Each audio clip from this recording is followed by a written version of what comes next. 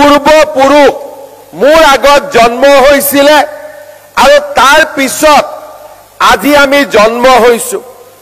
এতিয়া আপোনালোকে চিন্তা কৰক যে মোৰ 5000 বছৰৰ পৰা মোৰ দেউতা মা ককা আইতা আজু ককা ককাই যি ধৰ্ম ৰাখি থৈ গৈছিলে, যি সংস্কৃতি ৰাখি থৈ গৈছিলে, যি পৰম্পৰা ৰাখি থৈ গৈছিলে, সেই ধৰ্ম, সেই পৰম্পৰা আৰু সেই বিশ্বাসক পৰিৱৰ্তন কৰাৰ অধিকাৰ আমাৰ প্ৰজন্মৰ আছে নে নাই?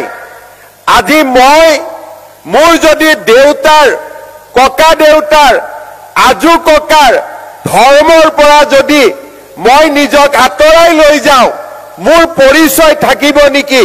মোৰ পূৰ্বপুৰুষৰ প্ৰতি মোৰ সন্মান জনোৱা হ'ব নেকি?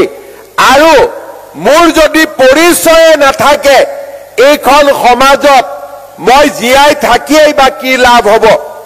সেইকাৰণে মই বিশ্বাস কৰোঁ আমি দৰজাও খোলা ৰাখিম, খিৰিকীও খোলা ৰাখিম, কিন্তু আমাৰ ভৰিৰ তলৰ মাটি আমি কাৰো কাৰণে এৰি নিদিম।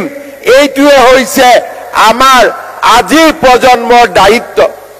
5000 বছৰৰ পিছতো যদি কাৰ্বি জাতিক প্ৰকৃতিয়ে আজিও ধ্বংস কৰিব পৰা নাই, বৰঞ্চ প্ৰকৃতিয়ে আশীৰ্বাদ কৰিছে, তাৰ একমাত্ৰ কাৰণ হৈছে কাৰ্বিৰ ধৰ্মীয় বিশ্বাস আৰু পৰম্পৰা।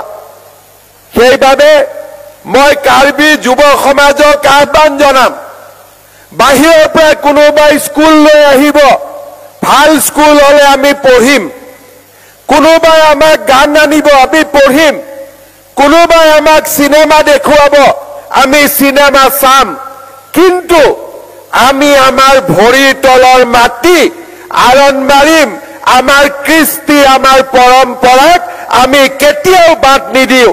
এই আজি আমাৰ সংকল্প হোৱা উচিত।